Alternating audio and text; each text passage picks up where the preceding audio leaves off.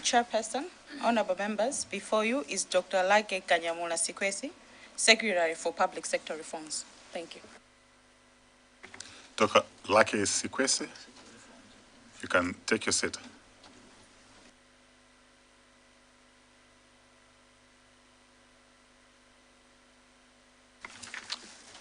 We'd like to welcome you, Dr. Sikwese, to the hearing of the Parliamentary Ad Hoc Committee, which is investigating the plane crash that happened in Tungwa on 10th of June 2024, which claimed the lives of the former Vice President, Dr. Salos Klaus Klima, and 8 others. We appreciate your presence. Before we go any further, we would like to do some formal introductions so that you know who is who. We have members of the Ad Hoc Committee on my right and the Secretariat on the left. But just also to inform you that the hearing is live on Parliament TV and other accredited media institutions. It's also on Facebook and on YouTube. Also would like to find out from you your preferred language for communication this morning. Are you comfortable? Which language are you comfortable with? Honorable Chairperson, I'll use English. Thank you very much. May we proceed with the introductions, starting from the far right? Good afternoon, Chair. I'm Ismail Mkumba, the MP for Blanta seat in Dirande Malabada Nyambado constituency, and I'm a member of this ad hoc committee. Thank you. Good morning, Chair. My name is Mpatso Jones Boti. I'm a member of Parliament for Lilongwe Mude constituency. Thank you.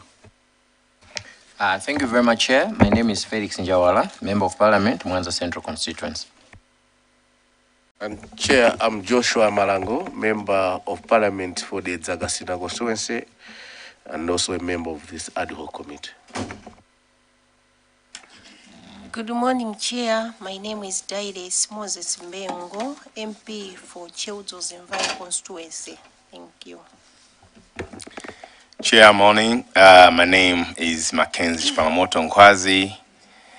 I represent the people of Nkatabe North, and I'm a member of this ad hoc committee. Thank you. Chair, my name is Aveo Kafafa, Member of Parliament for the Zamani constituency. Thank you. Chair, I'm Gilbert Kunyongwa, MP, Mlangi North. Thank you. Chairperson, my name is Dumisani Lindani, representing the people of Zomba Tondwe and a member of this ad hoc committee. Thank you, Chair. Morning, Chair. My name is James Mpunga. I represent the people of Zomba City South constituency, and I'm a vice chairperson of this committee. I hand over to the leadership of the Secretariat.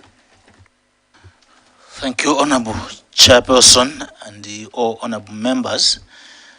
My name is Joseph Manzi. I am the Deputy Clerk of Parliament and leading the Secretariat for this ad hoc committee. Thank you so much, Honorable Chair. Dr. Sikwese, my name is Walter Nyamirando Manda. I'm the chairman of the ad hoc committee and a member of Parliament from Sanje Southwest. You have been summoned to appear before the ad hoc committee to testify on a few things, since you were in charge of managing the office of the Vice President.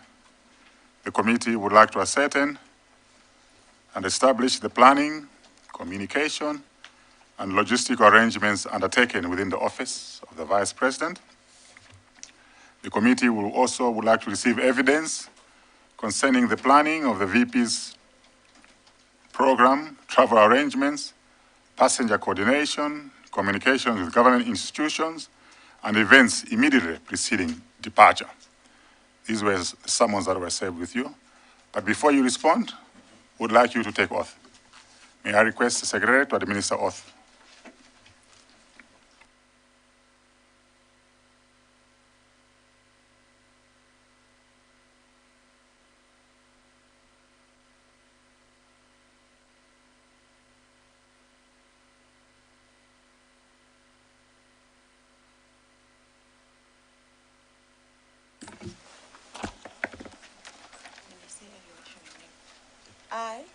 Luckie Sikwese, do solemnly swear do solemnly swear by the Almighty God by the Almighty God that the evidence I shall give that the evidence I shall give shall be the truth, shall be the truth, the whole truth, and nothing but the truth. nothing but the truth. So help me God. So help me God.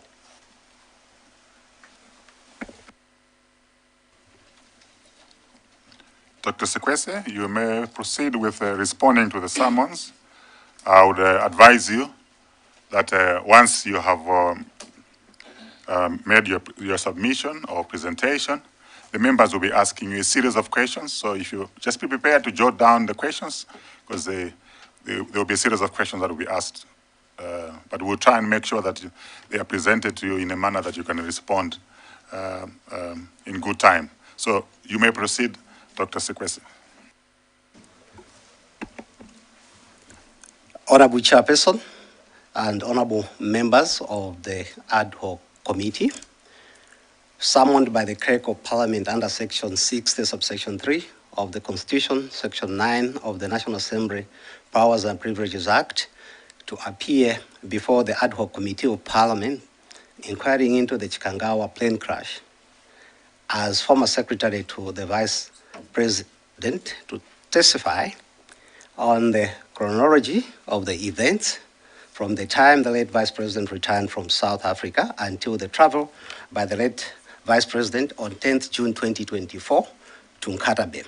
Approvals obtained and the institutional arrangements preceding the journey to attend the funeral of late Kasambara, and the role I played and that of the office of the Vice President concerning the planning of the late Vice President's program on 10th June 2024, travel arrangements, passenger coordination, communications with government institutions, and events immediately preceding the departure of the plane of the late Vice President from Kamuzu International Airport. In this regard, it is in this regard that I prepare a written submission covering the requested information for submission on the date of my appearance, which is today, 18th June 2024. Honorable Chairperson and honorable members of the committee, I therefore duly submit the information requested as follows. Chronology of the events from the time the Vice President returned from South Africa until the travel by the late Vice President on 10th June to Nkatabe. The Vice President had traveled to the Republic of South Korea to attend the Korea-Africa Summit from 4th to 5th June 2024, delegated by President Chakwera, and departed South Korea on 6th June 2024. The late Vice President had a 3-day layover in South Africa from 7th to 9th June 2024 after the summit in South Korea. I accompanied the late Vice President to South Korea, and I was with him during the 3-day layover in South Africa and on the return journey to Malawi on 9th June 2024. The Vice President was expected to return to Malawi on Saturday, 8th June 2024 through Chileka International Airport. In the afternoon of 9th June 2024, the late Vice President was to see President Chakwera leave Malawi for Bahamas through Chileka International Airport. On 8th June 2024, the Vice President asked me to confirm President Chakwera's program to the Bahamas so that we can plan for the funeral of late Kasambala, if all possible. Having gone through the President's program, he commented that the funeral program could not work then, but he would confirm with me later.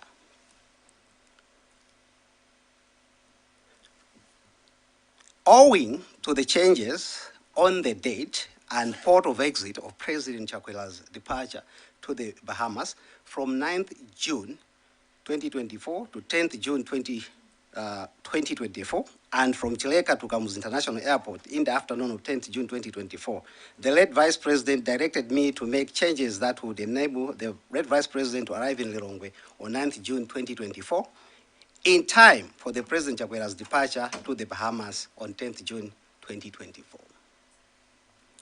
As was always the case on travel arrangements, I was responsible for the change process made through appropriate officers and offices. Ideally, the Principal Secretary for Administration in the Office of the Vice President would be the first call. And outside the office, other primary collaborating ministries, ministry departments, and agencies. Honorable Chairperson and Honorable Committee members, as you note, the primary institutions in this case include Ministry of Foreign Affairs. The Principal Secretary for Administration had also traveled to South Africa as the lead of an advanced team to arrange the protocols and logistics before the arrival of the late Vice President on 7th June 2024. In this regard, the most senior officer in Malawi was the Deputy Director of Administration, Mr. Alfred Nkoma. Events from the time the late Vice President returned from South Africa. While in South Africa, the late Vice President had informed me of his wish to attend the funeral ceremony of late Kasambala, and that was on the morning of 9th, and return in time to see off President Chakwera to the Bahamas. And that should he not be able to travel to Nkata Bay, his spouse would represent him, accompanied by some of his advisors, who he would identify later. In this regard, he directed me to work on the logistics, including checking the availability of the military aircraft. I called the Undersecretary, who was in Lilongwe, the Deputy Director Administration, Honorable Chairperson and members, to start preparations and check with the Malawi Defense Force on the availability of the aircraft. I later learned that the late Vice President had informed the Principal Secretary Administration of the intended program to Nkata Bay. Honorable Chairperson, can I change the gadgets that I'm using so that I can? Yes, you can. Thank you.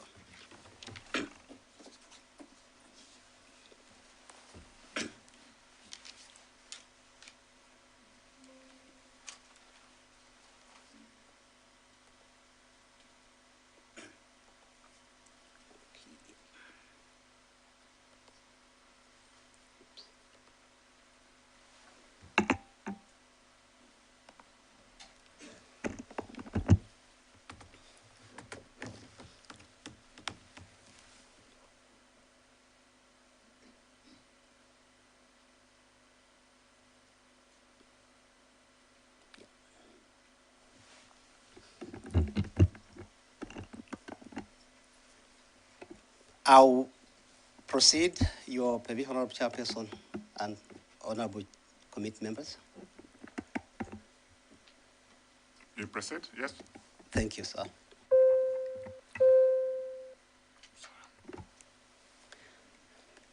I'll start from the point I stopped. I called the Deputy Director of Administration, who was in Lilongwe, to start preparations and check with the Malawi Defense Force on the availability of the aircraft.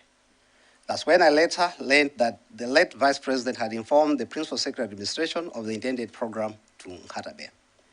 On arrival at Leka Airport, the late Vice President and the core support team, including myself, disembarked for the 30-minute transiting time to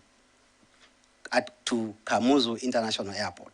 While in the VVIP lounge, I got a message phone from the Deputy Director of Administration informing me that there was no available equipment for use by the Vice President.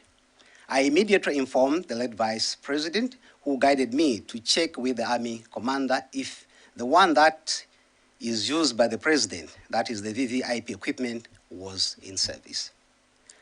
To this end, I called the Army Commander, and he informed me that the VVIP craft was the one that was chartered to carry the remains of late Kasambara. In our discussion, he would check with Air Force Command on the possibility of the craft making the round trip in the morning of 10th June 2024 before carrying late Kasambara's family back to Blantyre. I duly informed the late Vice President on what the Army Commander advised. I did not get the feedback before takeoff to Kamuzu International Airport.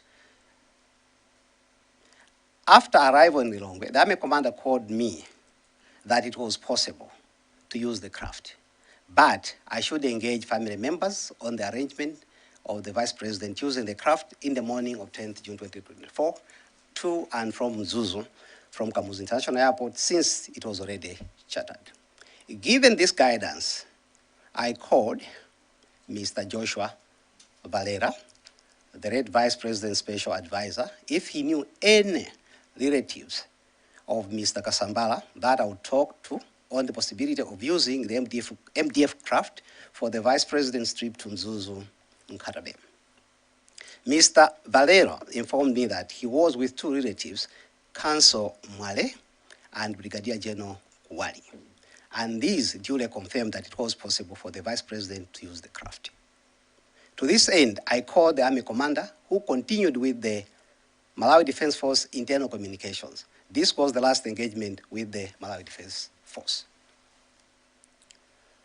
Post securing the craft activities, having secured the possible use of the craft, I called the late Vice President on the availability of the craft, and he directed me to proceed with logistics. In this regard, I informed the Deputy Director of Administration to do the needful, which I believe he did, or the responsible Malawi Air Force officers called him for details, including a quotation of the trip from the Malawi Defense Force. As I'll be reporting later, this quotation was submitted in the morning of Monday, and I have it in possession. I called the Deputy Chief of Protocol that the late President would travel to Mzuzu on the military craft. I did because it is practice when the Vice President is traveling by air. The Directorate of Protocol in the Ministry of Foreign Affairs works on the manifest of those boarding the craft with the Vice President. The late Vice President guided me, as was the practice, on who was to accompany him to late Kasambala's funeral ceremony as follows. Inclusive of himself, Madam Mary Chirima, the spouse, Dr. Luckie Sikwese, Secretary to the Vice President, Madam Chanel Muluzi, Advisor to the Vice President, Assistant Commissioner Kapeni, Guard Commander, Inspector Chi Maneni, the aide-de-camp, Gloria Kantukule, Personal Protection Officer to Madam Chirima, Abdul Lapken, Deputy Chief of Protocol, a medical officer who was to be identified later by the head of the medical team. In this case, eventually it was Mr. Daniel Kanyemba. Mrs. Emily Chintu Piri, advisor, and then Miss Winnie Nyondo, advisor. This list was reduced later to 8 passengers, following communication from the Malawi Air Force that the plane could only carry 8 passengers, as it had been configured to carry the remains of late Kasambala. I duly informed the late Vice President, and he directed that Mrs. Emily Chintu Piri, the advisor, and Mrs. Winnie Nyondo, advisor, be removed. I was also removed as I had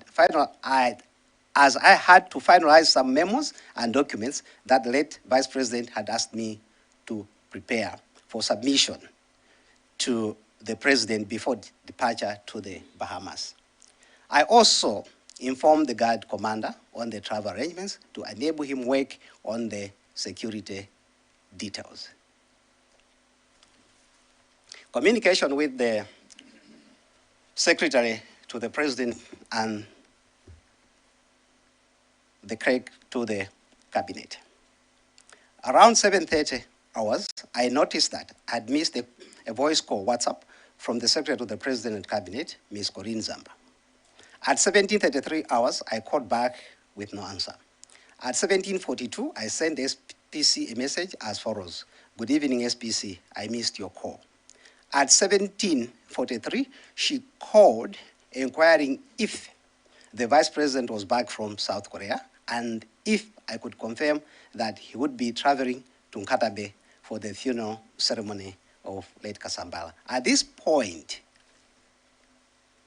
I informed that the Vice President had indicated that he would attend, but I was yet to be given the final position as logistics were being finalized. And let me also emphasize that at this point, the confirmation of the use of the craft had not been made. I have honorable chairperson and honorable committee members, an itemized submission, granular one, minute, hour by hour, minute by minute, that has been submitted electronically.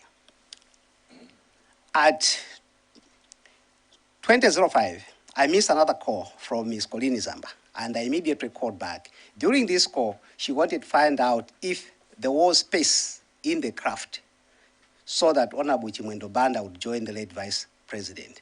At this point, the assumption was that she's already been informed through other means that the Vice President was going to go to Nkatabe using the craft. I informed Ms. Zamba that the MDF had advised that the plane had only space for 8 passengers and 3 crew members, as this time had been told by the Deputy Chief of Protocol that the plane had been configured to carry only 8 passengers. I further informed Ms. Colleen Zamba that even some people who were to form part of the delegation were removed from the list, and they would go by road. Later in the evening, I received a call from the clerk of cabinet, then Mr. Samson Ngutwa, who informed me of a 5 million kwacha condolence money that was being arranged to be given to the late Vice President to condole the Kasambala family on behalf of the government. He told me that he had been instructed by the Secretary to the President and Cabinet to contact me and make arrangements to hand over the money. He had already been in touch with the Deputy Director of Administration earlier on.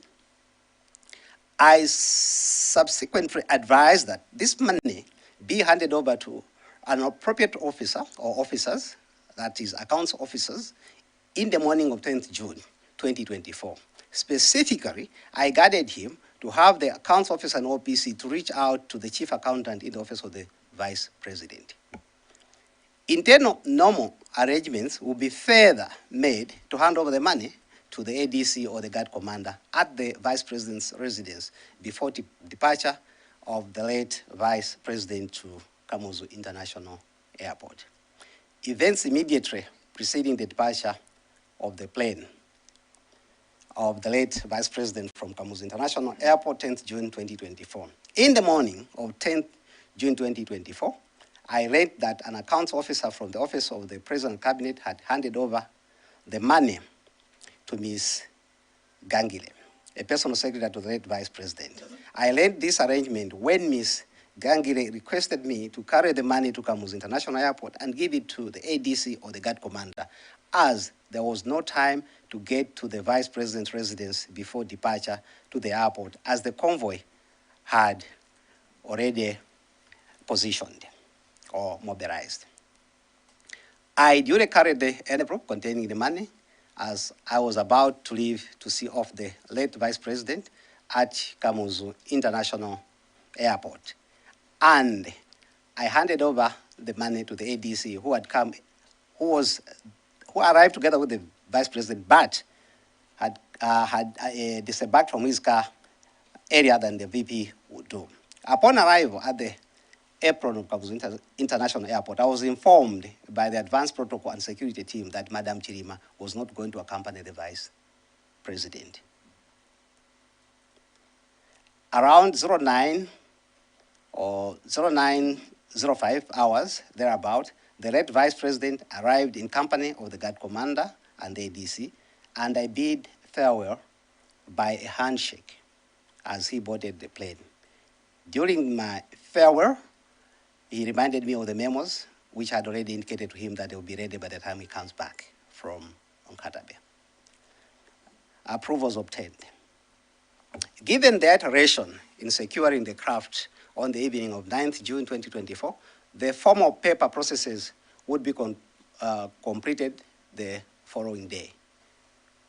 In this regard, a letter quotation from the MDF and the invoice on the same were made on 10th June 2024, a copy which I have here.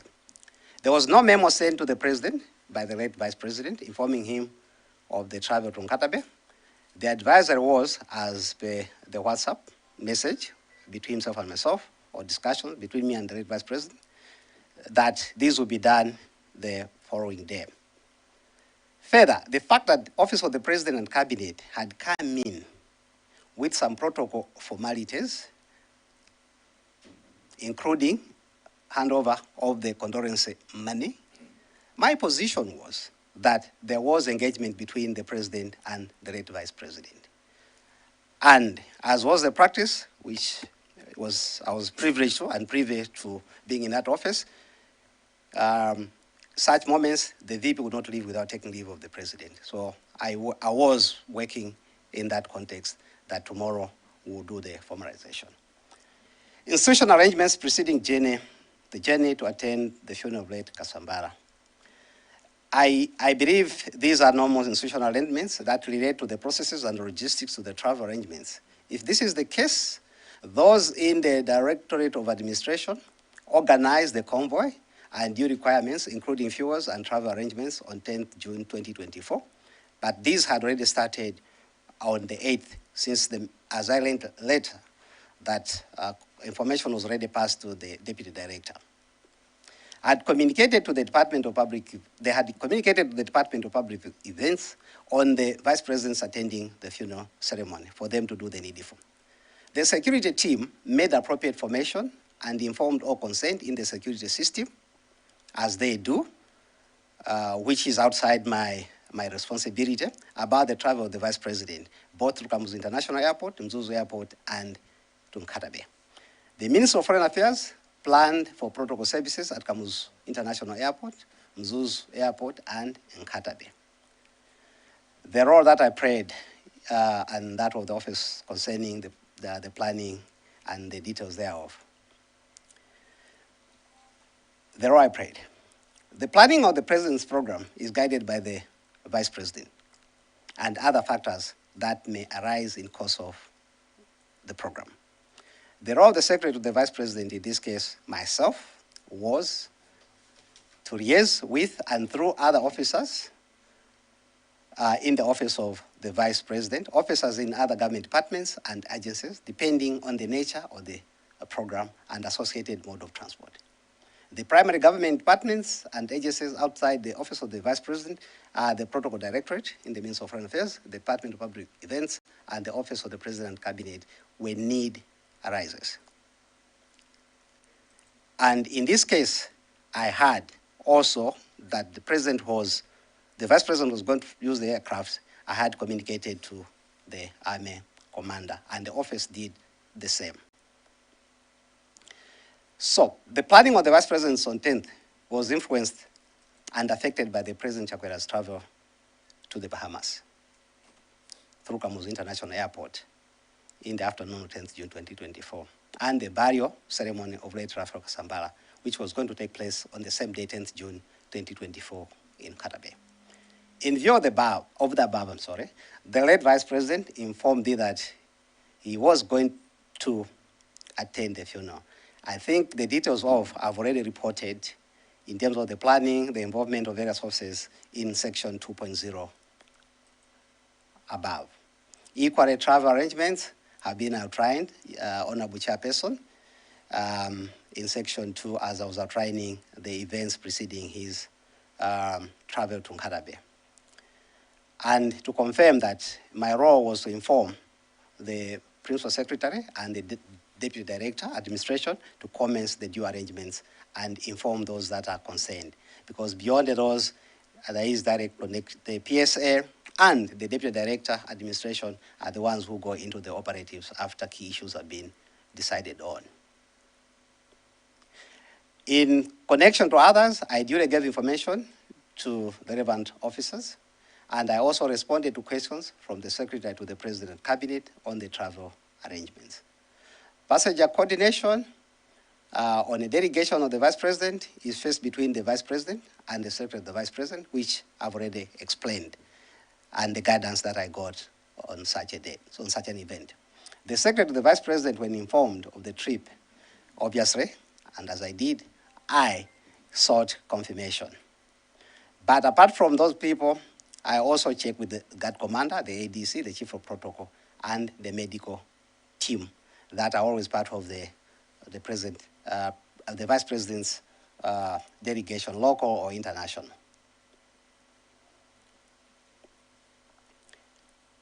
Communications with just to summarize, with other government institutions. Yes, I made direct communication with the Malawi Defense Force. I communicated with the Secretary of the President and Cabinet, Ms. Colleen Zamba. I responded to calls from the to the Cabinet. I also called the Special Advisor as well as the Deputy Chief of Protocol. Let me deal with the events immediately preceding the departure of the plane, the Vice President from Kamuzu International Airport.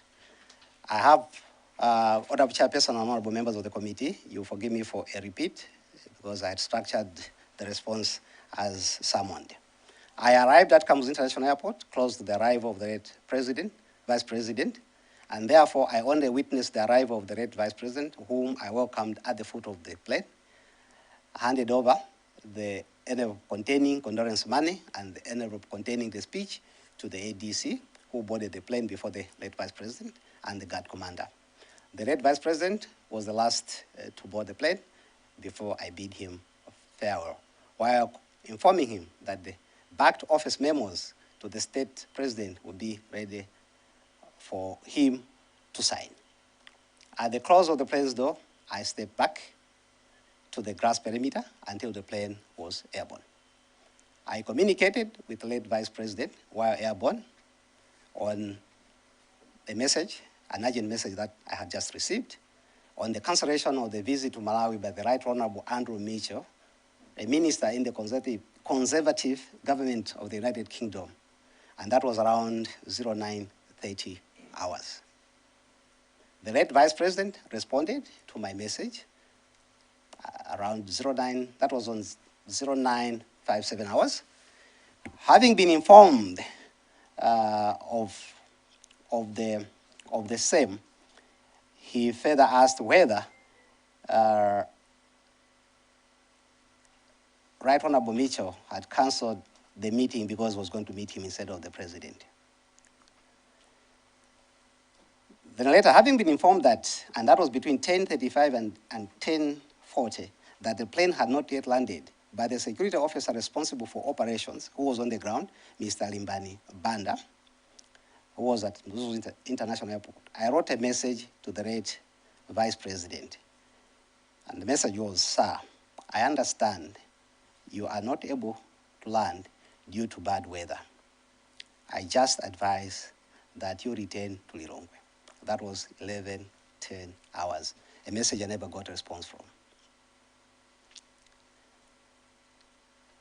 Honorable Chairperson and honorable members of the committee, allow me, as I go down to conclude my submission, that I also share that immediate communications post failure of the plane to land, as I was informed by Mr. Limbani Banda.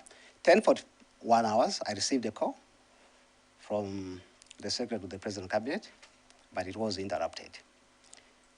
10:42, I got a WhatsApp message from the Secretary of the President Cabinet apologizing for the interrupted call. 10:43 hours, message to the Secretary to the President Cabinet, which read, "I guessed so," responding to what she had sent to me. 10:03, I made a voice call to the Secretary of the President Cabinet. There was no answer. 12:07 hours, a message from the Secretary of the President Cabinet said, "Heard that the plane failed to land, weather," verbatim. 12:08 hours, message to the Secretary to the President Cabinet. Indeed, it failed, and I had called to inform you about it, because in between, after that failure, I wanted to inform her of the same. 12:08 hours, Secretary to the President Cabinet sends me a WhatsApp message. I was with HE. I noticed I missed your call, hence my message. Ish, Bebani. 12:10, message to the Secretary to the President and Cabinet. We are waiting for the final position. The Secretary to the President Cabinet made further calls and sent WhatsApp messages, and I made replies, including one at 14:22. I was asking for the passenger manifest, phone numbers of those who were on board to help in picking location. She also asked where Madam Chidima was, and I duly told her that she was in Lilongwe at the residence. Chairperson, I'm supposed to present as well on the roles of the Office of the Vice President. I think regarding planning of the Red Vice President's program, these things have been covered in 2.0. And I think their role was to make inquiries on the availability of the MDF aircraft, the security and convoy formation, engaging with the Department of Defense, arranging a hotel room at Mzuzu Hotel for the Red Vice President or his spouse to use for refreshing or for overnight use on 10th June if the spies had gone to Katabe instead of him. So the Office of the VP was responsible for ensuring that all required aspects of the travel of the Red Vice President were in place based on the standard requirements when such local out of Lilongwe travel is undertaken. Passenger coordination, the administration and security engaged with the Malawi Defense Force, the Directorate of Protocol, or the Minister of Foreign Affairs. And in that case, given the nature of the trip, the office communicated with the Malawi Defense Force and those that I've already mentioned. I also would report in writing, as I've done, that the office engaged with the VVIP protocol services on the time and passenger details as a procedure. In conclusion, Honorable Chairperson and Honorable members of the committee, I humbly submit the above in line with and in response to the summons issued to me under Section 60, subsection 3 of the Constitution and Section 9 of the National Assembly Powers and Privileges Act. Thank you for your kind attention, Honorable Chairperson and committee members.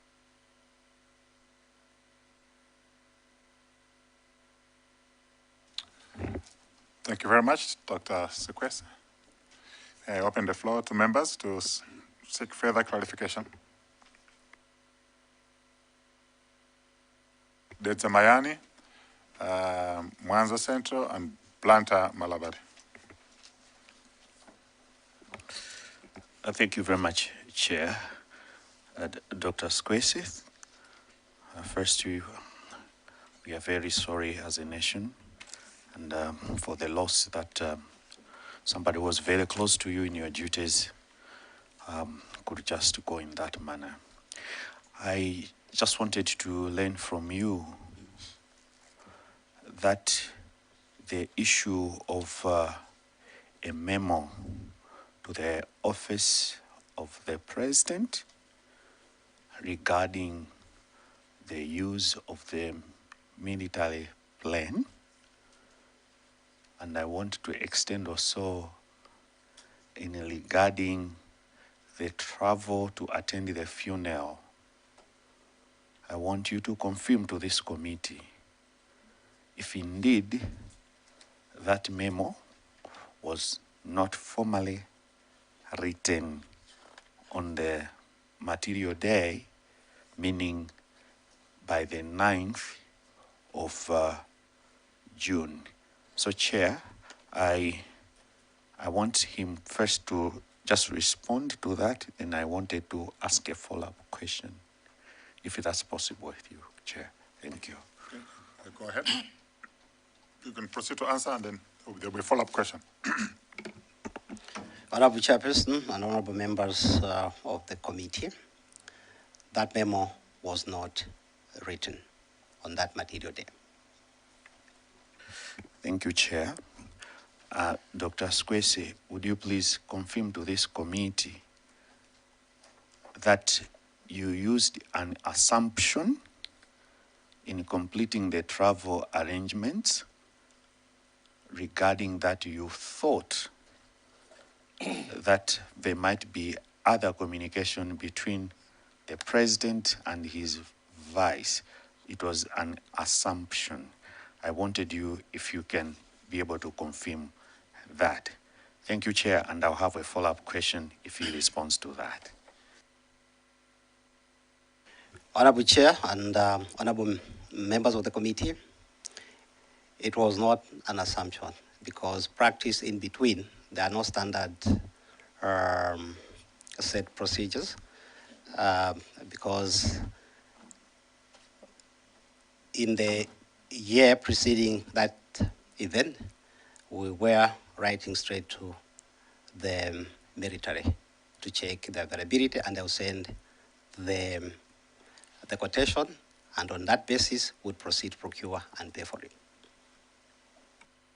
Chair, my last submission is if you can highlight, possibly, one or two events where you procured the military aircraft without necessarily involving the office of the president.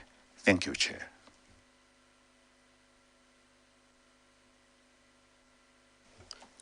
Honorable Chair and honorable members of the committee, I will not be very specific on the date, but there is record in the office for the vice president on the numbers or the trips that the VP that we wrote straight to the MDF, which I believe the office of the vice president should be in a position to submit.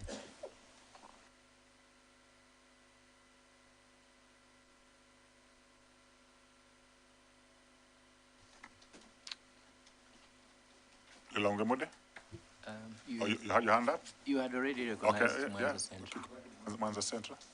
Thank you very much, Chair. I have a couple of questions to Dr. Sikwese. Dr. Sikwese, you have submitted a WhatsApp message trail and an outline also on the conversation you had with the Secretary to the President.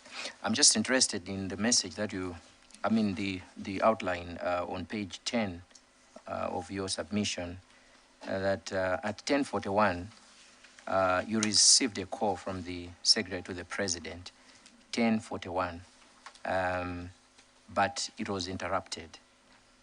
At 10:42, WhatsApp message from the Secretary to the President apologizing for the interruption.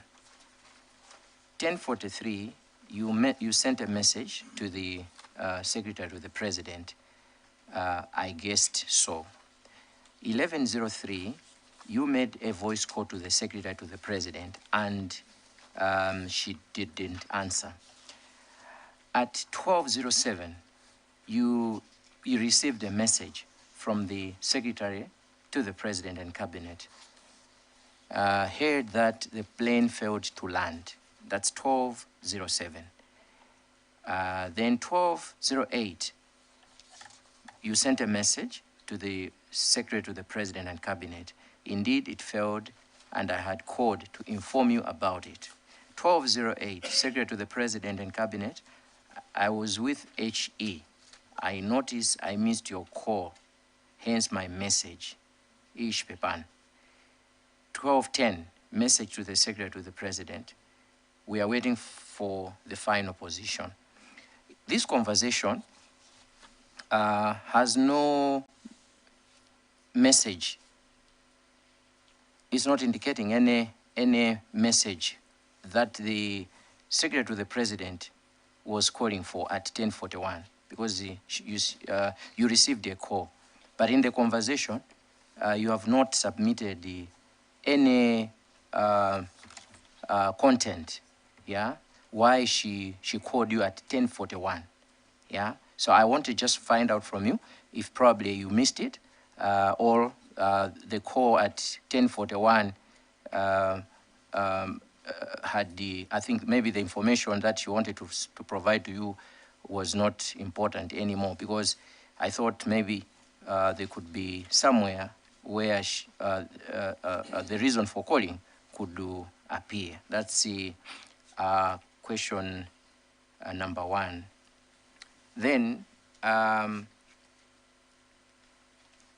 the program that the Vice President would attend the burial ceremony was concluded on 9th of June, according to your submission. I'm sure you always have a protocol whenever the Vice President or the President is attending an event. Did you get in touch, or anybody in your office gotten in touch with the people on the ground, people in Katabe, to see if the arrival of the Vice President would accommodate their program? And if at all you did, was a program drafted by your office or the family that was shared with you, the program that accommodated the Vice President? My third question is, what was the expected time of arrival for the Vice President at the Kavuzi village in Nkatabe? What was the expected time of arrival? I want to marry the expected time of arrival and the program that was developed. I hear yesterday we had a family member, and we also had the council Wapona Kita, who indicated to us that the Vice President was on the program. The Vice President was speaking. So I wanted to get that from you. My last question, you had a conversation with the late Vice President up to somewhere around a minute to 10, and he was able to text you. I hope it is nothing to do with me. That is at a minute to 10. I believe he was airborne. Did he probably tell you any unusual movement of the plane? Because the conversation went on to 10:01. He responded at 10:01. Did he report to you, or did he confine to you that there were some unusual movement of the plane? And at 10:07, you sent a message. Did that message go through? Did it tick? Because I know probably you could not get a blue tick, but at least you could get double ticks, meaning that the message went through. For now, Chair, let me wait for the responses before I can ask the other questions. Thank you. Dr. Sikwese, can you Thank respond? you. Yeah, thank you, Honorable Chair and honorable members of the committee. Beyond engaging the Deputy Director and the operatives, I wasn't privy to the program on the ground. I didn't have any program regarding the funeral. Yeah.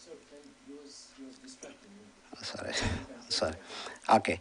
The honorable member for Mwanza Central inquired issues around the program, and I was saying, beyond my communication in the evening to the people who are responsible with the logistics, in this case, the director of the Deputy Director Administration, and those on the manifest, I didn't have anything to do with the rest of the program.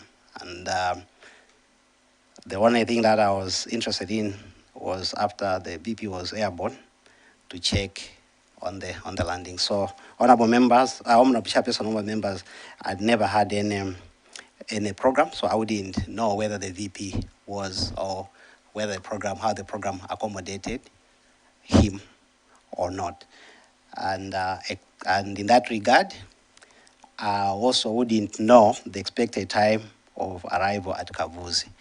However, I would want to indicate that in the itemized time by time submission that I've made, hopefully it has been distributed electronically, is that before that day, in the evening of the 9th, the Vice President had asked me to first to check the village, the name of the village for the Kasambara, and then how long that village was from Zuzu. Information which I communicated to him that Kavuzi was about 21 kilometers away from Zuzu. So that detail is also provided. So beyond that, then I didn't know. I didn't know the expected arrival time after his arrival. On the conversation, 1001, yes, the last that I sent him on Major, he had responded by saying, after I told him that Timva, he responded that, I hope it's not about me. Then I said, Timva. And he wrote Timvadi. So those messages, that was the last responded to message from the Red Vice President. Thank you, Chairperson. I hope I've covered the questions. Mulanje North? Honorable Chair, you had recognized. So I think I had recognized Lilongwe Mude, and then we Malabada. But Chair, point of order. One question has not been answered. Okay, after that question has been answered, and then we go to Mulanje North. Doctor, I asked you about the conversation you had with the Secretary to the President. Yeah, you have given us an outline. At 10:41, you received a call from the Secretary to the President, and at 10:42, you sent a message. I mean, you received another message apologizing for the interruption. But from there, I've not seen anything, detailing the reason for the call at 10:41. So I was saying, did you miss it, or maybe she had no other reason to tell you why she called you at 10:41? Honorable Chairperson and honorable members of the committee, it's not truncated. It's reported as it is. So there was no message that was indicated as why I had called at 10. But as you take the trail, possibly he wanted to speak to the issue of the plane. Thank you. Thank you very much, Chair. Planter Malabada. Thank you very much, Chairperson. I would like to establish the kind of relationship Dr. Sikwese and the late Vice President had. How long had you known the late Vice President for? And how long had you worked for him in the office professionally? My second question is on the advanced team. The advanced team contains security officers. What is the role and scope of this advanced team, especially security officers? Thank you.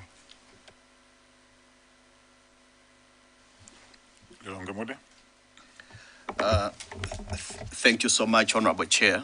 And thank you so much, Dr. Sikwese, because of very clear presentation, and there is a submission. So most of the questions that I had about the manifest and everything else, you have covered them, and we have it on file. But I want to ask you about two questions. The first one, in the submission of Mr. Yesaya in the morning, there was an issue about condolence money. And I'm glad that you have explained where the money came from government, and it was meant for condolence, and you handled the money. So my question is, we know when we have money in the envelope, we know it's money. The envelope you had, was it in any way suspicious that you would suspect that it's not money in it? That's my first question. And my second question is the submission of Mr. Yesaya, which you have actually confirmed, indicate that the late Vice President did not intend to go. It was a last-minute decision that was made for him to go and attend the funeral. In any way, in your conversation, do you know why there was that sudden change of plan for him to travel? Thank you, Honorable Chair. Can you respond to those two questions? Yes. Thank you, Honorable Chairperson, and Honorable members of the committee. I always struggle when people ask the question of the relationship. I knew Saros in college as my junior.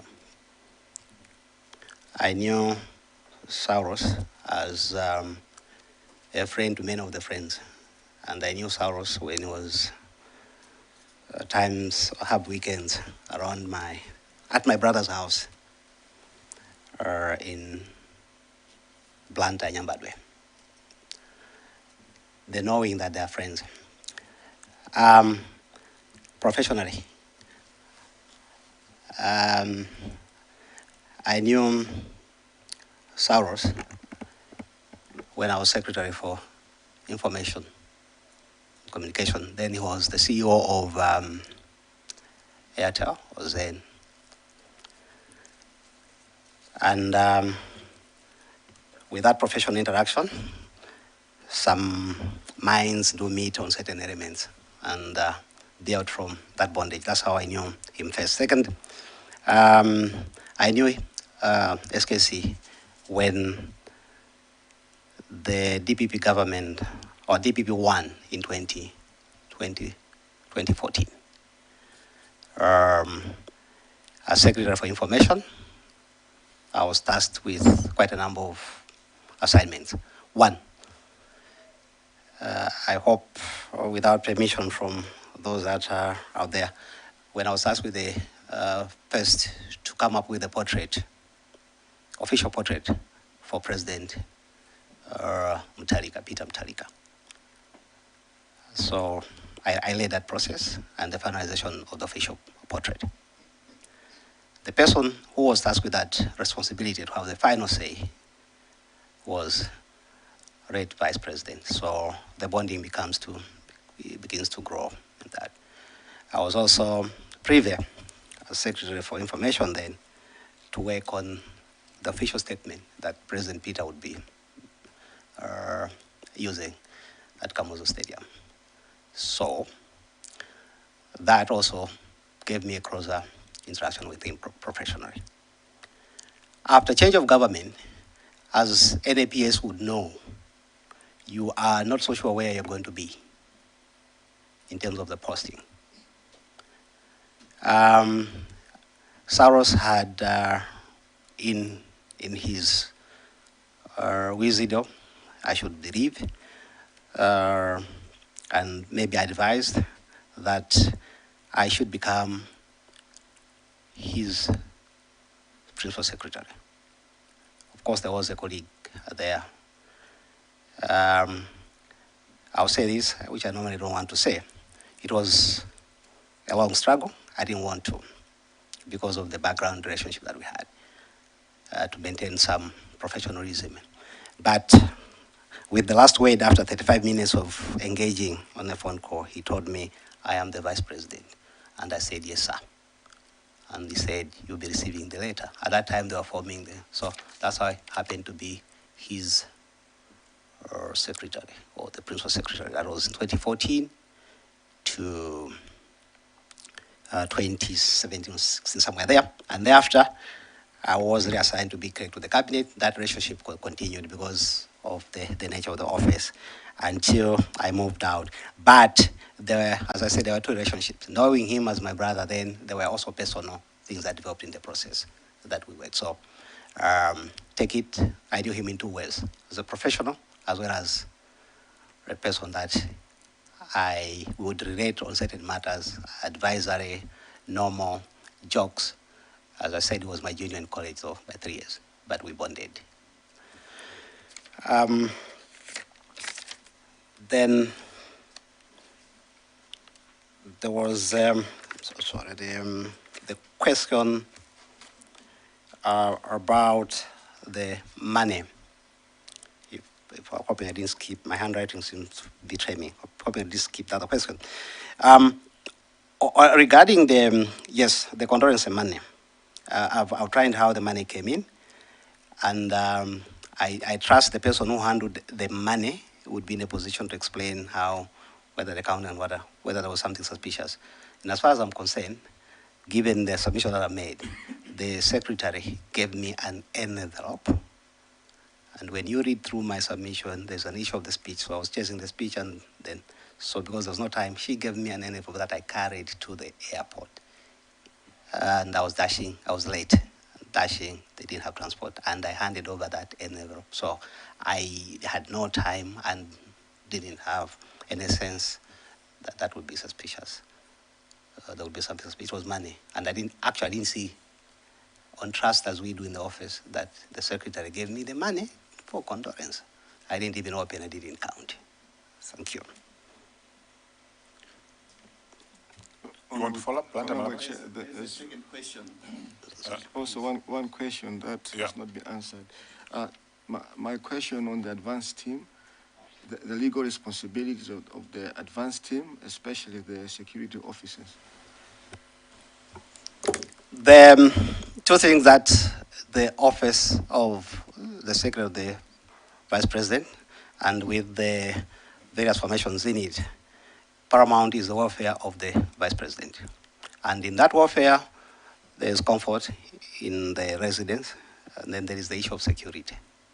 And that security goes beyond the people that are assigned to him. That's why I have the guard commander and a number of others who works also with the guard commander at the State House. And I believe they also report to the Inspector General on a daily basis in the morning on how things are there. So our colleagues, their job when the president is coming, that's why I have an advance team. One is to go on site, which in this case includes the places of travel. When they are read that the Vice President will be traveling so some place, the trigger the whole system. Even if they're going to blind, it means data, whatever, they would have known that the president is traveling. So I think that's how the security data goes. On the ground, they will do the sweeping to check if there anything that is. And then I believe that's what happened at Mzuzu at Mzuzu Airport, as well as at Kavuzi. How it happened, I can't tell. But their job was to do what they're supposed to do. And they left much area so that they would be in Mzuzu to do the needful at the airport and like. But I'm giving you the generic. But how they did, how they traveled, I can't tell in terms of how they operate. Thank you. My second question hasn't been responded to. Can you answer the other question? Can I remind you? Okay, thank you so much. Thank you, Chair. I asked that in the submission of Mr. Yesaya, which you have also confirmed, it indicates that the Vice President was very doubtful about the trip to the funeral, that he would love to go, but he wouldn't make it. But then Mr. Yesaya actually mentioned that he was surprised about the change of plan. And when we asked him, he said he didn't know why there was that sudden change of plan to attend the funeral of late Kasambara. So I was asking, in your conversation with him, do you know the reason why he changed about the attendance? Thank you, Chair. Can you respond to that question so we close this matter? Honorable Chairperson, honorable members, no. I don't know, and I wouldn't speculate. Let me take Zomba City South, and then Zomba Tondwe, and then Mulanje North. Thank you so much, Chairperson. I would like to ask your permission, Chair, to engage the witness. I have a few questions in form of a story. Dr. Sikwese, you did inform the committee that in your absence, the Undersecretary, you delegated the Undersecretary to check with the MDF plane if it's available. That was on the 9th. I'm sure I got you correctly.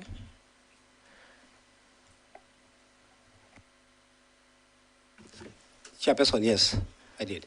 Thank you very much.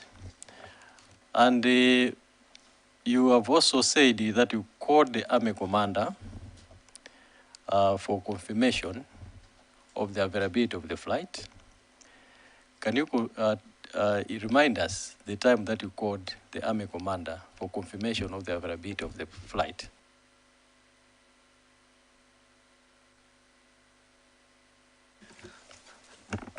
Honorable Chairperson, I called the Army Commander at Chireka International Airport.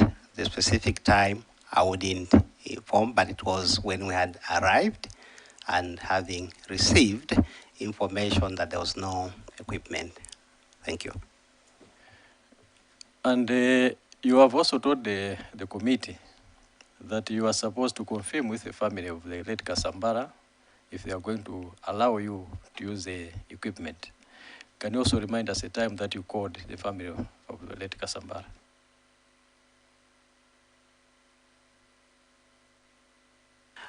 Honorable Chairperson and honorable members, indicatively, that was after we arrived in Lilongwe, and I called, this was a normal voice call. That should have been between 16:30 to 17 hours or thereabouts. Thank you. And you have also told the chair and the committee that in your discussion or communication with the SPC, the former SPC, she did ask you if the VP was going, and this was at 17:43, to which you responded that you had no confirmation. Can you also confirm? Sure, I confirm. Chair, we have information that the crew in Nzuzu, they got communication confirming about their next assignment on the 10th, and they got that communication 17:32 in Nzuzu. Are you telling this house that the crew was confirmed about their next assignment to carry the VP before you got the confirmation that the VP was flying? Honorable Chairperson and honorable members of the committee, I wouldn't know the internal communications in the MDF, so I wouldn't confirm. Chairperson, we also want to put it on record that we have communication or information in these reports that MDF, within the MDF at 15:29 on the 9th, there was communication from MDF headquarters to the Director of Operations at MAF, informing them about this impending trip by the President, the Vice President. So I just want to put that on record because it looks like the Office of the Vice President was not aware, but on the side of the MDF, the communication was being filmed up. So it appears the Secretary to the former VP was not aware of this process. Chairperson, I also want to engage the witness regarding the report, the commission report on page 21. I will just read it for the witnesses' information. The MDF commander also recalls mentioning in the discussion with Dr. Sikwese that the weather in Nzuzu was not good. Can you confirm? Chairperson, I can't confirm. We never discussed anything about the weather. Thank you very much. Chairperson, the last one is on the passenger manifest. You initially started with 10 passengers, and later you said because of the good explanation that you made, Mrs. Chintu Piri was removed, Winnie Nyondo was removed, And you also excused yourself. You did not travel because you had to write some memos. Is that correct? Very correct, Honorable Chairperson. My arithmetic tells me 10 minus 3 is 7, unless if I'm missing my mathematics. 10 minus 3 is 7. It was 11. Okay. Okay, 11. So 11 minus 3, that's 8. Correct? Honorable Chairperson, 11 minus 3 is 8. It is 8. So I also wanted to find the missing passengers, because the flight that we are talking now, if I remember correctly, had 6 passengers and 3 members of the crew. Is that correct? Honorable Chairperson, in my submission, I've indicated that MDF advised that the plane would get 8 passengers plus 3 crew members. So my focus and the submission is on the passengers, because we always develop the manifest of the passengers and not the crew. So, Chairperson, it was 8 and it was 8, the one that we submitted, and I did explain earlier that on the day as the Vice President was departing, we learned that the wife was not traveling, and the person, obviously if she wasn't traveling, the personal protection officer wouldn't travel. And the numbers came to 6. Oh, so this is Mrs. Chirima. Kantukule. Yes, Gloria Kantukule. Thank you.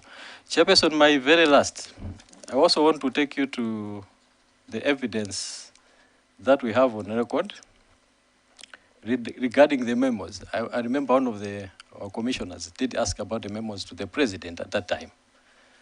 Did you say that there was no memo that was deployed to the president regarding the official travel of the VP to the north?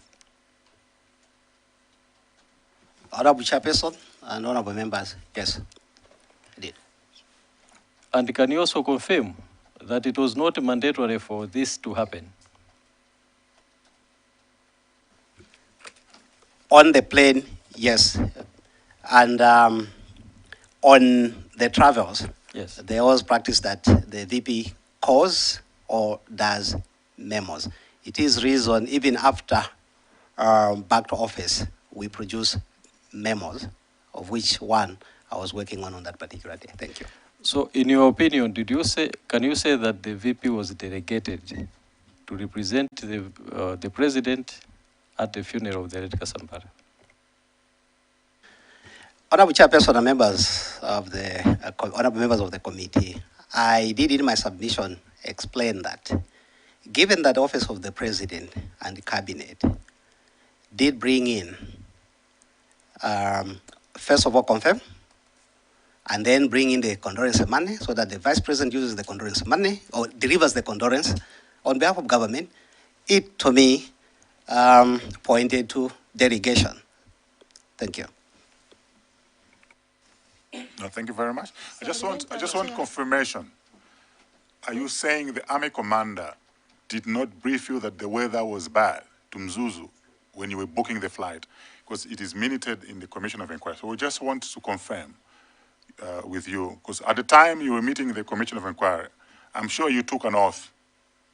So I want us to confirm for the last time, did the army commander brief you that the weather was bad or not when you were booking the flight? Honorable Chairperson and honorable members of the committee, before I respond to that question, would I make a small footnote so that my response is contextualized? Yes, you're free.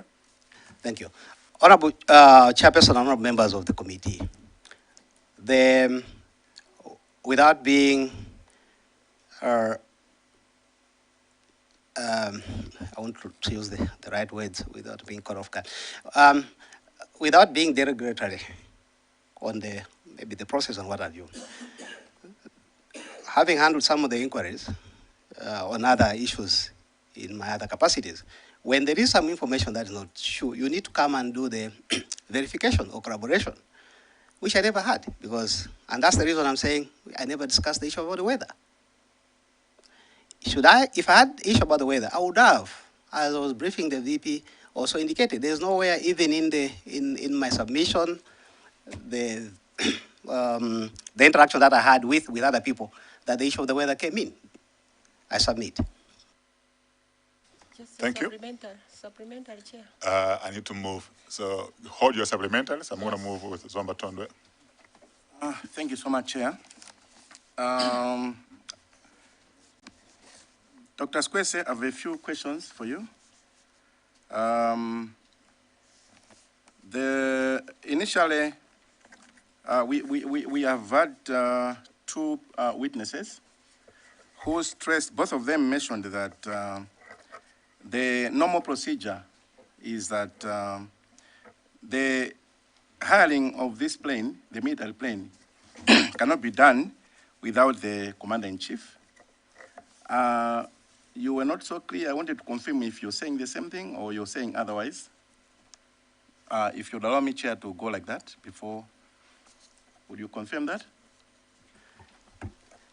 I would confirm that that is the case, but the process at Metre, the person who's responsible for the military equipment is the Army commander, and the internal processes of clearing with that equipment cannot be there. So it is understood from last practice that the Army commander would be clearing with the commander-in-chief on the use of that's one way. The other one is the one that was being used previously to do a direct communication from the VP to the president.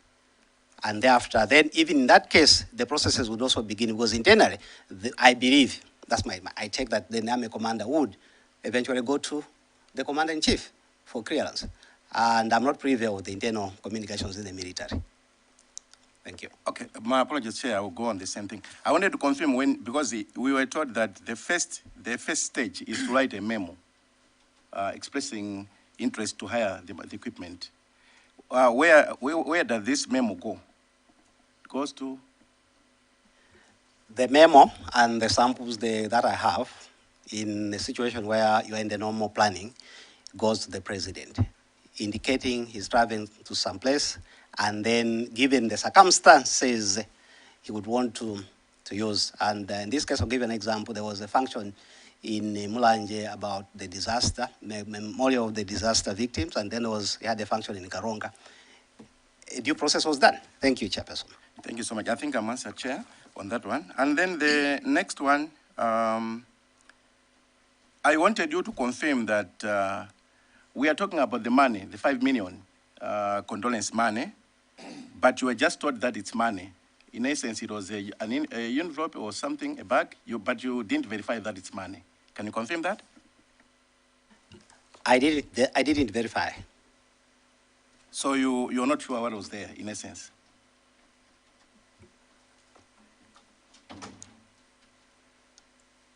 Yes or no? Thank you, Chair. Okay. The last one, Chair, is I wanted to understand, as an office, as a responsible officer, Vice President is a very senior position. You've mentioned issues of security, and you prioritized the welfare of the Vice President. And my assumption is one of the things you needed to consider was his safety, which includes the type of equipment he's using, and indeed the kind of airport that he's using. In this case, let's refer to Nzuzu Airport. What procedures or what do you do when you want to verify, or what evidence do you get to ascertain that the airport meets your expected standards? Thank you. You can answer those questions and then we move to the next one. Honorable Chairperson and honorable members of the committee, the structure of the services and the institutions across, we have shared different mandates. The confirmation of the safety of the airport is beyond our office, so we don't do. What we do is to ask, be given what is available, and then transactions. As I said, communications are made. It is the responsibility of those in charge of the various elements in the process of ensuring that the security or the safety of the VVIPs is done, to either tell us or say it's not going to be possible to do one or two things in this case. I submit. We had Mulanje North. Thank you, Chair. Yeah, just one single question. In the messages on 10th June, around a minute after 11, you had sent a message to the late VP's phone that says, express that you're worried. Sir, I understand that you are unable to land due to bad weather. I just advise that you return to Lilongwe. And there was no reply. But we've put a commentary to say, I sent this message after receiving communication from Mr. Limban Banda, Security Officer, Operations, who was at Mzo's airport. So I just wanted to find out from you what was the nature of discussion or the information that had been given to you by Mr. Limban Banda regarding the failure of the plane to land. Thank you. You may respond. Yeah, Honorable Chairperson and honorable members of the committee. When the president, or vice president leaves from the airport, there was a tradition, I don't know what's happening. We circulate on the group that airborne, meaning, or departed, so that they expect they can be calculating their time. So by the discussion that I had with Mr. Banda was first I think I'd called to check to say the vice president has not landed. And I think he spoke about issues of, I think in a brief talk about the weather. Then I said, okay, fine, you let me know as soon as he lands. So that's triggered the rest of the other engagements. Thank you.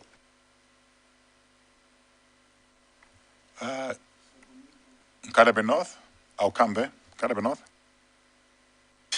Thank you, Chair. My question is coming from the page 19 on the Commission of Inquiry, previous Commission of Inquiry, on procurement of the MDF MAF T03. Dr. Sikwese, you explained here that the Commission received evidence from Dr. Sikwese that procurement of an aircraft for use by the Vice President previously commenced with a memorandum. And I wonder, you told this committee that you don't have any memorandum.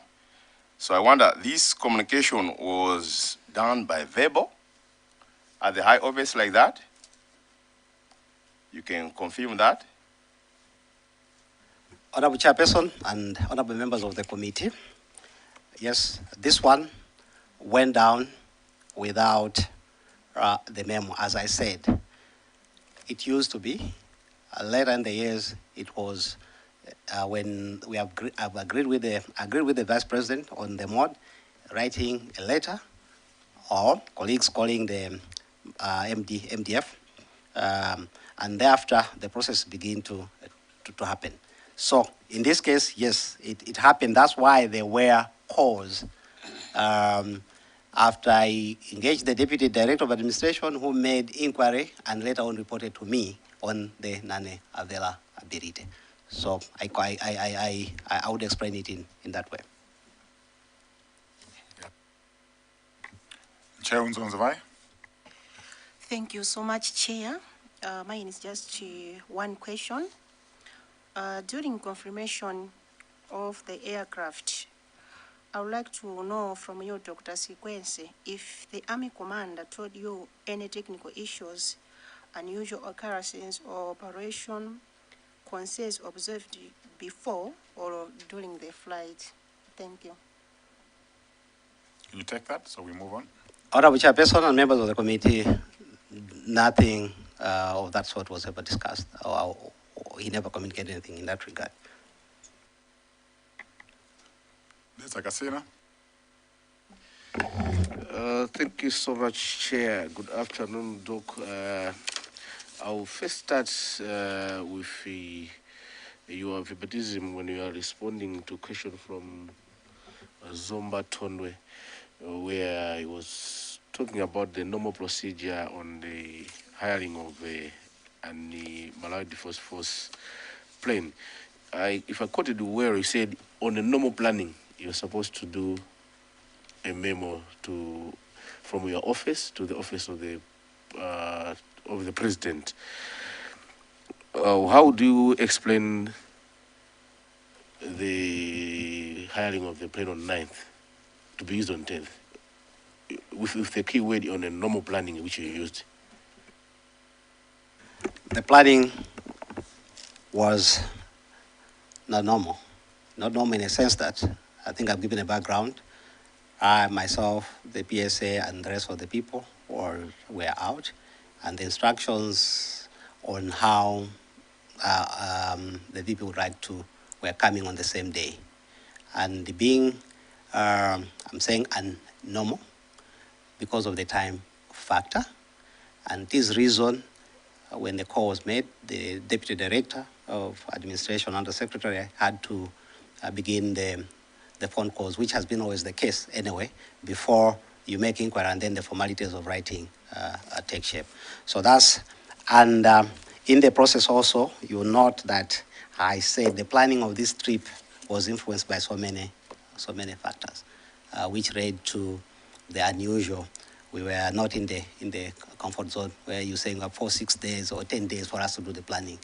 No, it was a task at hand, and that we had to execute. Hence, the communications and the responses that we got, which signified also that to us, if the Army responded and gave us what they gave us, we thought was they were quite responsible to the need that we had. Thank you.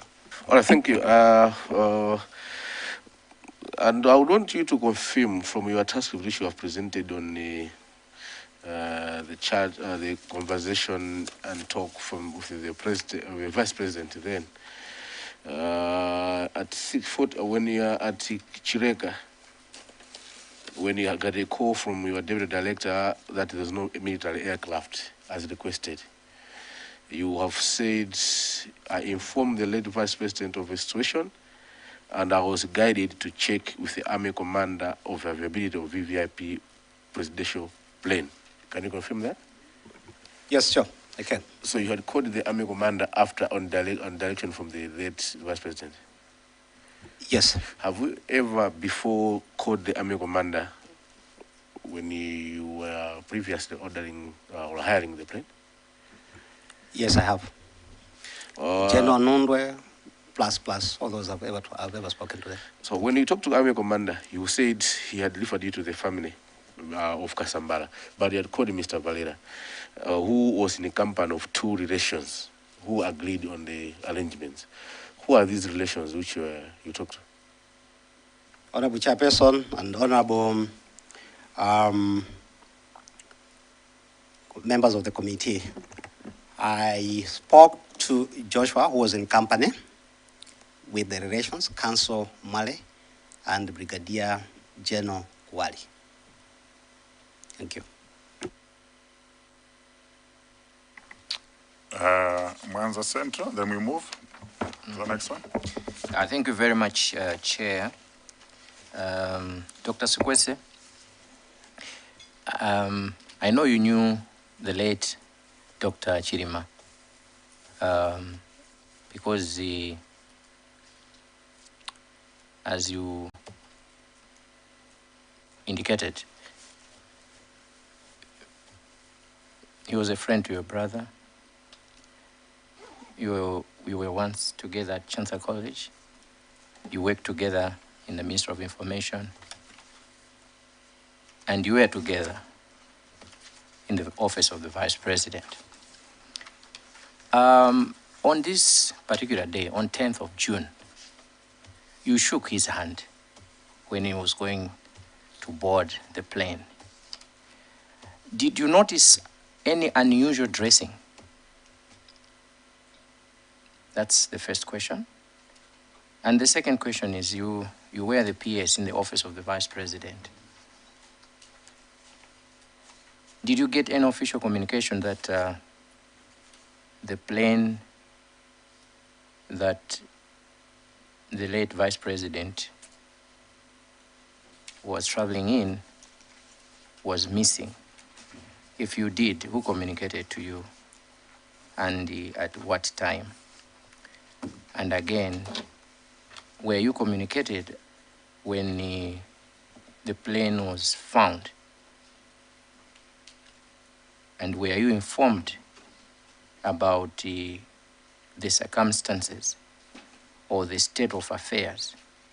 And what time was that? And who communicated to you, if at all they did? Thank you very much. May I respond? Yeah, thank you, Honorable Chairperson and Honorable members. The dressing was, I would describe it, not unusual, because the type of gear he wore was once used when he was going to funerals. So I didn't have reason to look at it as unusual. I can't recall any form or whatsoever communication that the plane had crashed, other than the ones that I've submitted.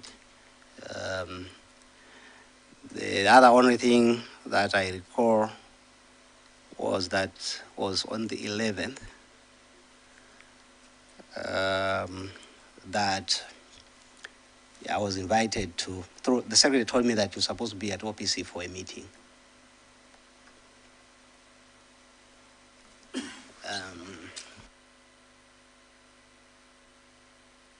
Chairperson.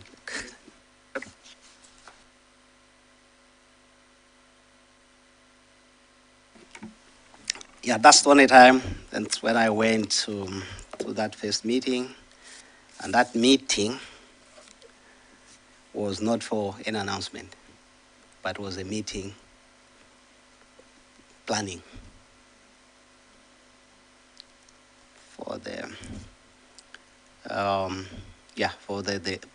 basically planning on the logistics on how the bodies and what have you. So, Honorable Chairperson, I didn't. But let me. Sorry, Chair. What time was this meeting? The meeting should have been on the 11th. I can't just remember the actual time, but it was in OPC. I don't know, it was around 11 or what. I can't just recall. I didn't have any role but to listen, because there were people from other organizations that were already around the meeting. So it should be on the 11th, but I can't remember the actual time. And at that time, I think also elsewhere we had picked, I was in there, but it was just to me like confirmation what I feared, that something had happened. It's not bad to say it, but I think given the background and what I've said, beyond the death of my father, of my mom, I shed my tears for the death, but in the manner in which the communication came. Thank you. Yeah. Are you going to make a follow-up question? Yes, Chair. This is very important. There's a point that I want the committee to note. So my apologies, it will take a bit of time, but it's very important. Okay, proceed. Yeah, because I want to establish something. This communication to this meeting, was it done through WhatsApp, through a phone call, and who called you? Honorable Chairperson, my recollection is that my secretary told me about the meeting that I'm required at OPC, if I recall. If there was any paper communication whatsoever, then I wasn't that communicated. It's my secretary who said there's a meeting at OPC, Mopidia meeting. The name of the secretary? Mrs. Lois Tungande. Thank you, Chair. Lalangamude? Thank you so much, Honorable Chairperson. Normally, I wouldn't ask the question because the submission is very clear, but I think with the questions that came after, I'm prompted to ask and just get a confirmation from Dr. Sikwese. The submission you have made indicates that there was no memo about the intended travel of the late Vice President Nkatabe. And it doesn't show that there was any communication of delegation to the Vice President to go on behalf of the President. There is no indication to that. And the reading of your submission also indicates that the SPC, the OPC, was actually inquiring from you if the VP is going and if there's space in the aircraft. So in other words, they were actually seeking information from you. So I want you to confirm that the trip was arranged between your office and the late VP, and that OPC was not involved in any planning of this trip. Would you confirm that? And if you confirm that, would you also confirm about the delegation, if there is any evidence of delegation about the attendance itself? Thank you so much, Chair. Honorable Chairperson, honorable members of the committee, I confirm that the memo to the President was not submitted. Let's begin with that I'm aware. The memo indicating that he would be going to Nkatabe. That's the first thing. But remember, I can't diverge. I don't know. There's the Vice President and the President, they do speak elsewhere. That I wouldn't know. Remember also, Honorable Chairperson and members of the committee, that I did indicate that the Secretary to the President and Cabinet began to make arrangements for representation, given the protocols, having known that the Vice President, the Vice President was going to be at the funeral. With reference, which I wouldn't want, with reference to the first, I'll refer to the Commission report, the previous one. I think there is, at the beginning, there is some indication, I can't remember which page, where the Secretary of the President Cabinet had to call the President, or they discussed with the President, changing who was going to be from Honorable Chimwendo to Haring Kandawire, and eventually, for us, when the money came, it meant the internal communications in the presidency had been created. So the planning, to answer your question, even in other normal situations, the planning of the trip of the Vice President, as long as the element doesn't involve, we don't. That was during my time, maybe now, except for information. And the delegation of the works from the Vice President, of the President, comes in so many forms. And I've had that experience. One, there could be a function where the President was invited by a ministry. They have written a memo. The President would minute that, let the Vice President, and the ministers responsible would call me and also advisedly that the minister can write a memo to the VP and that the President was meant to do this and that, but you've been delegated the same way. I would even in this case, I mentioned the issue of Right Honorable Andrew Mitchell. It was a similar case from Minister of Foreign Affairs. They were working on the same, and the ones who communicated on the cancellation, because the President wasn't going to be in. Now, for this trip, for me to sit here and begin speculating, I can only make inferences and conclusions to the effect that the Secretary of the President Cabinet and the clerk to the Cabinet eventually came in. They didn't get the money that was supposed to be given to somebody. They brought it to the office, signifying that there was approval that the VP was going to make a representation of the government at this funeral. Thank you. I think that's very clear. Planta Malabada, then we wind up. Thank you very much, Chair. May I also make a declaration that through the narration of Dr. Sikwese, I've just discovered that we are related. His brother is stepfather to my half-brother. I have a question on the death of the late Honorable Kasambara. When you discovered that, did you or the late Vice President ever discuss, or did he make any indication that he found that to be quite suspicious, or ever discussed that he had feared for his life? Thank you.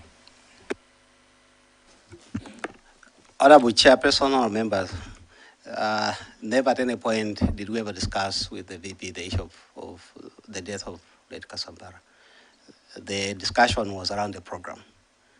And as I indicated, in the space that we were on duty, never went into the personal. Even if I knew, we never went into. So we didn't. Anything to do other than the program. Thank you. Thank you very much, Dr. Sikwese. If I may follow up, on the 9th of June, at 10:20, there is a conversation where you are advising the former Vice President that a visit with Andrew Michel has been cancelled.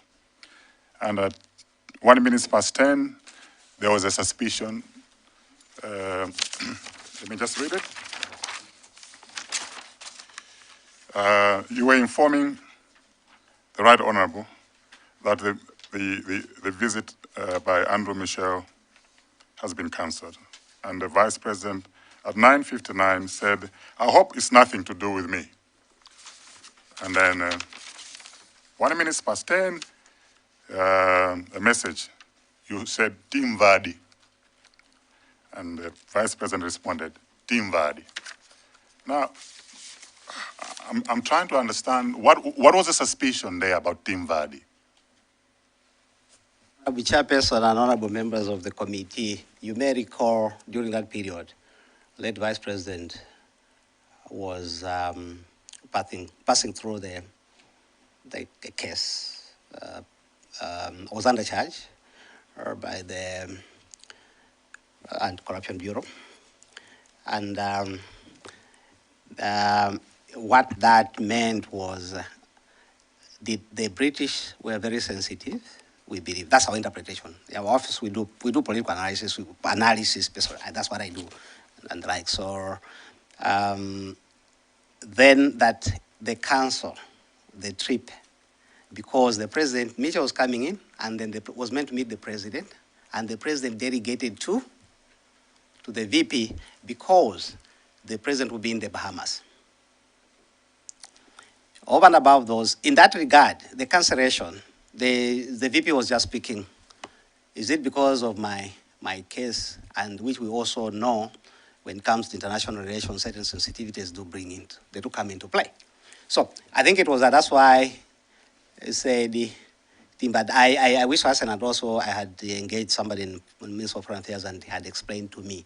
At that time, the Conservative government was also going into some turmoil. I think there were issues that were moving towards. So I wouldn't explain all this in this, but yes, Honorable Chairperson, it was about that suspicion. Is it because I've been charged and the like? And you know the link of that case with the British government. Thank you. Thank you. So along the same lines, did you also receive cancellation of the Bahamas trip? You received a note that the visit by Andrew Michel was cancelled. Did you receive also cancellation about the Bahamas trip? Because you reported that the former Vice President had planned to see off the former President, Dr. Lazarus Macarthur Chakwera. Honorable Chairperson and honorable members of the committee, the communication or the knowledge of the same came through a revised program that the President would not be leaving on the 9th, and not from Chileka, but from If you go to the itemized, which you notice that he had asked for in one of the discussions, you'll be looking, I've submitted, he had asked for the program to confirm, which I submitted. I think there were those changes. So, but there was nothing that I got official on this. Thank you. So also, I take you back to the 10th of June, where you were having a conversation with the former SPC, Colin Zamba. And what caught my attention is that at 12:08, the Secretary of the President, you were having a conversation with him, and you started at 12:07. Heard that the plane failed to land. Whether I was you. And 12:08, yes, indeed it failed. And I had called to inform you about it. That's the former SPC. Sorry, yeah, it's the other way around. So, and then at 12:08, then you said, I was with HE. So that was the former SP. I noticed your call, hence my message. Ish Pepani. What did you make of this word, Pepani?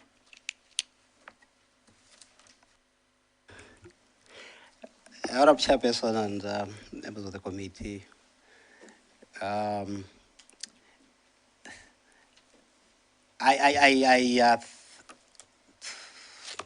without recalling specifically, but I wondered whether he had knowledge of that's one thing, because I had reported this after I spoke to the guys on the ground that the plane has not. So that was my initial reaction.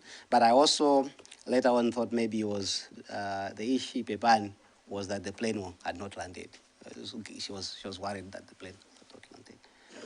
It was a mixed feeling. So I still have the floor. So you said that you dispatched your security team to Mzuzu. There was an advance party that went there, which included the security team. When they arrived in Mzuzu, did they give you a situational report or a risk assessment report? Did they report it, or you said there's a WhatsApp group, and they were communicating on WhatsApp group. What time did they arrive? Did they give you a report? Was there a report? Honorable Chairperson, there was no report submitted on the situation on the ground, except on later around 10 o'clock when I was checking on whether the plane had arrived. Which is rather odd, because it is reported in all reports that the weather was very bad. The night before, even on the day, and the visibility was very low. So if you had a competent team that had gone on site and arrived there early in the morning, they should have flagged the weather to you. Because you're saying you knew nothing about the weather from the Army commander a day before. Even on the day, there was no report about the weather report from your team. So I find it very odd. Would I be correct to say that? Chairperson, honorable members, honorable Chairperson, you would naturally say where they, but you also read the report that area on the weather in Mzuzu was, I think when the plane was leaving or whatever, I think the visibility was quite permissive when you read the other report and that. So, but you could have good room to suspect of incompetence.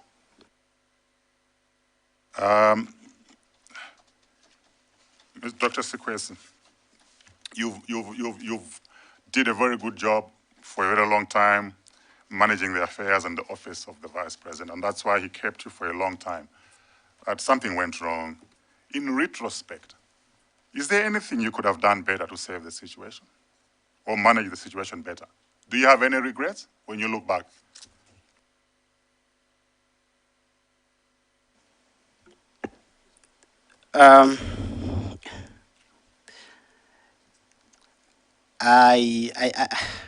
I wish I could dream and tell him that, sir, you are tired, don't. He was tired, and he mentioned it. Don't travel.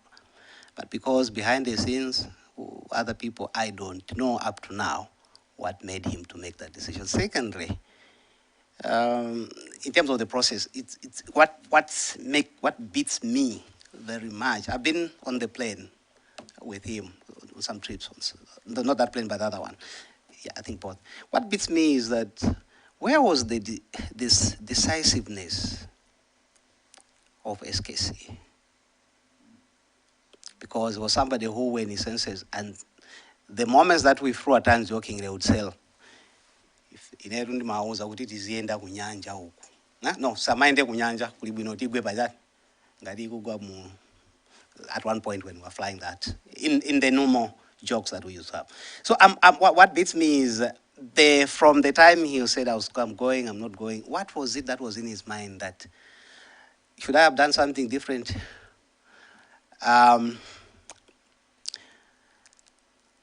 Yeah, maybe I would have lied to him.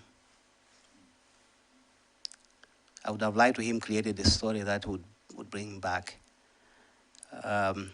It is the reason I wrote, if the weather is bad, please come back. Thank you very much for your candid response. I think we've had a robust engagement with you. I appreciate your sincerity. We've had you over for 1.5 hours.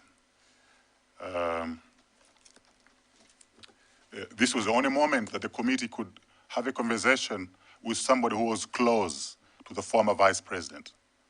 In this session, maybe apart from Madam Mary Chilima, you're next. So the members needed to feel the sense, the emotions, what was going on, and the interactions with the former vice president. Maybe that's why the interrogation has been very extensive. But we appreciate your time to respond and divulge more information. Okay. You may have maybe a few comments to make before you take leave. We will allow you to say your last words. Honorable Chairperson and honorable members of the committee. First of all, thank you for inviting me to share my positions, and I hope they also bring a different dimension to the stories that we are running around. One thing that if this committee may wish, or the other committee, or the government of Malawi may wish to do moving forward, recognizing the efforts, particularly in the MDF, that SKC would have loved to do. As many may recall, during the first phase, that was starting to work on maintaining the MDF helicopters so that this country may have very reliable equipment, is to find space in this country to ensure that the Malawi Defense Force, not only the presidency, has an aircraft that should be conveniently used. It's laughable. I'm saying this because with engagement with other countries, having been Secretary for Foreign Affairs, where you have a prime minister or a vice president on delegation uses the presidential jet, not the president. It would be very nice one day, before some of us cross our breath is out of us, that we see a Malawi with a presidential jet. It would be an honor for the efforts that SKC made. It should also be a reminder to the many of us and the country as a whole that there be some robust reforms on the functionality of the office of the president and the vice president. This country is inherently flawed, I'm sorry to say this, in as far as politics, development, interactions is concerned. I know I rarely do this, I rarely say these things, but I'm saying this for the first time in public, but that's my wish, that we need to resolve our minds. Mindset change should be the mantra, and then in this way, the soul of SKC and those who departed with him may find more comfortable, and we can say, yes, he did it. Thank you very much. Thank you very much, Dr. Sikwese. You may take leave. Also grab your bottle of water along the way. Thank you.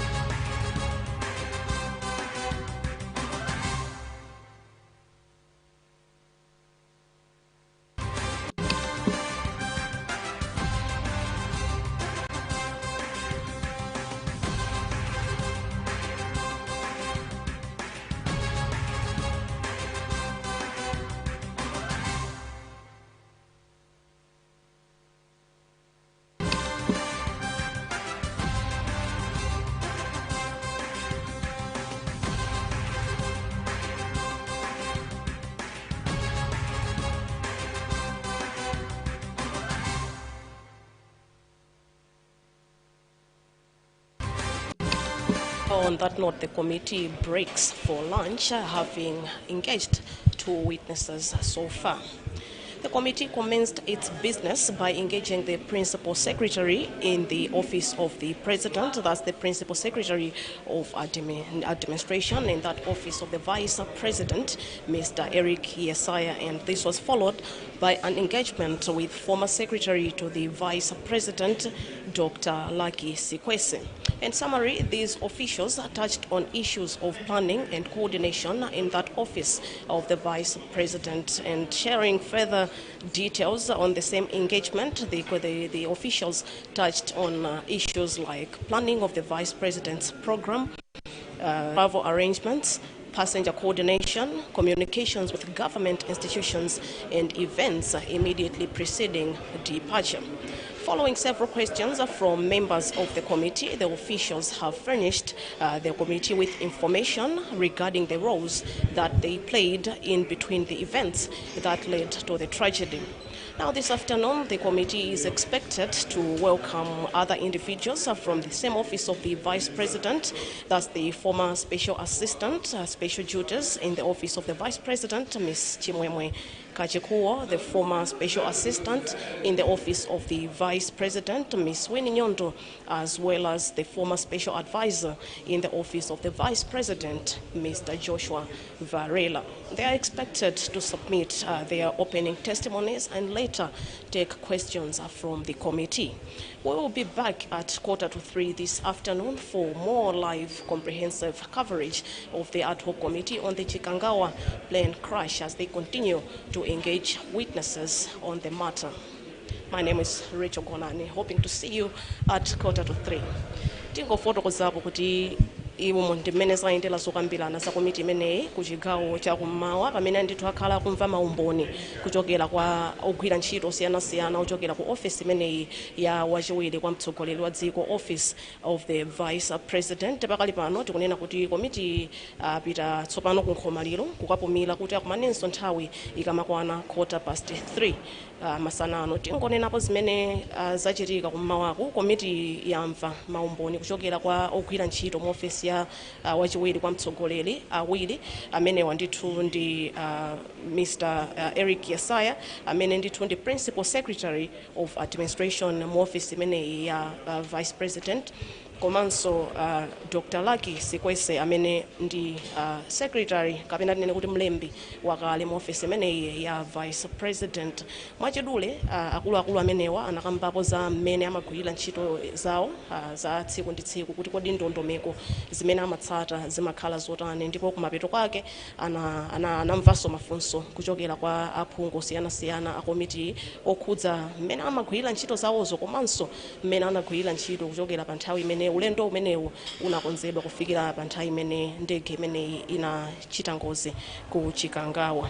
Kumasana uku tikuyembekeza kuti komiti ilandira former Special Assistant in the Office of the Vice President amene wandithu ndi ogwira ntchito zothandizira zapaderadera ndithu mu office imene ya wachiwiri kwa mtsogoleri wa dziko, Ms. Chimwemwe Kachikuwa, komanso enanso ogwiranso ntchito yangati yomweyo former Special Assistant in the Office of the Vice President, Ms. Winnie Nyondo, komanso amene anali ngati mlangizi wapadera mu office ya Vice President, Mr. Joshua Varela. Iwowa akuyembekeza ndithu kudzakambapo mbali yawo yankhaniyi asanayambe kuyankha mafunso kuchokera ku komiti imeneyi. Nthawi ikamati 3:15 makamaka masanano ndi pamene tibwerenso kuti tipitilize kupatsirani tsatanetsatane wa zokambirana zimenezi, makamaka kumva maumboni kuchokera kwa nthambi komanso anthu osiyanasiyana okhudza ngozi imeneyi ya ndege imene inagwa ku Chikangawa pa